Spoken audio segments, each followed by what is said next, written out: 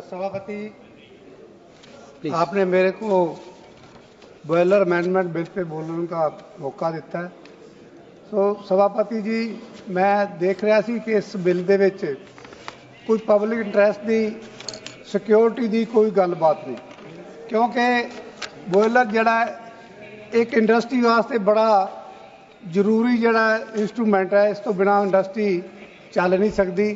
पर इसनूं चलाउण वास्ते जो लेबर दे लोग जो इनू मैਨੂਫੈਕਚਰ करते जिहड़ी इंडस्ट्री हैं उन्हां दे उपर कोई इस तरह की गल नहीं कि इसनूं बनाउण दे वक्त एक पूरा निश्चित किया जाए कि बॉयलर जिहड़ा इसकी इन्ने साल की गारंटी होएगी, कदे इहदा कोई विस्फोट नहीं होएगा।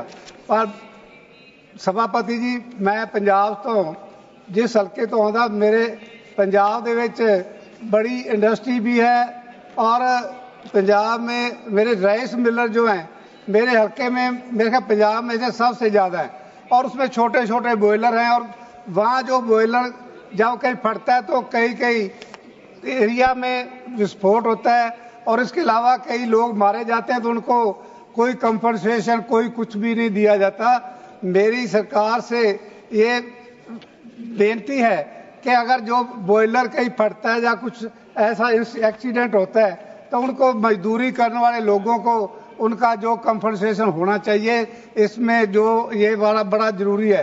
अगर जो मजदूर हैं, क्योंकि मैं देखता हूँ कि जो इंडस्ट्री है, इंडस्ट्री में कोई क्वालिफाइड स्टाफ नहीं होता, कोई इंजीनियर नहीं होता, वो कोई 10,000 में नौकरी रख लेते हैं, कोई 5,000 में, कोई 8,000 में, कोई 10,000 में मजदूर लोग वहाँ काम करते हैं।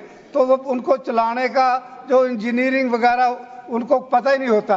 तो इसलिए वो बॉयलर को चलाने के लिए भी जरूरी है कि उनका क्वालिफाइड जो स्टाफ होना चाहिए। दूसरी मेरी बेनती है सभापति जी, जो इन्वायरमेंट है, बॉयलर दे नाल इन्वायरमेंट को बहुत ही नुकसान पहुंचता है। मेरे अपने गांव में एक बड़ी इंडस्ट्री है, वो जब बॉयलर चलता है तो पूरे गांव में स्वाह जो है वो गांव के बीच एक काल की तरह बन आ जाती है।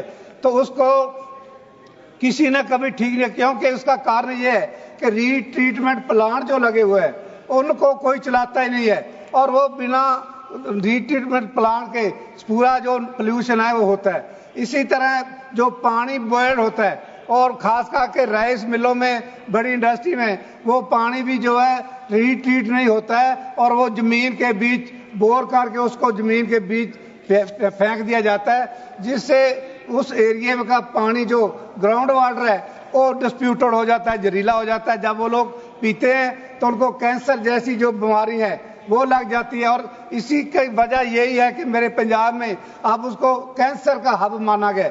मालवा क्षेत्र जो मेरे हल्के में है, वहाँ एक ट्रेन चलती है, वो बीकानेर ट्रेन, उसका नाम ही जो है वो कैंसर ट्रेन पड़ गया। कारण यही है कि ये जो इंडस्ट्री है, उनके जो बॉयलर हैं, उनके जो रीट्रीटमेंट प्लांट हैं जो चलते नहीं है, तो इसकी वजह से सब कुछ ये नुकसान हो रहा है। अगर ये अमेंडमेंट बिल जो लाए हैं इसमें ये सभी चीज़ें होनी चाहिए थी, लेकिन इसमें कुछ भी नहीं है।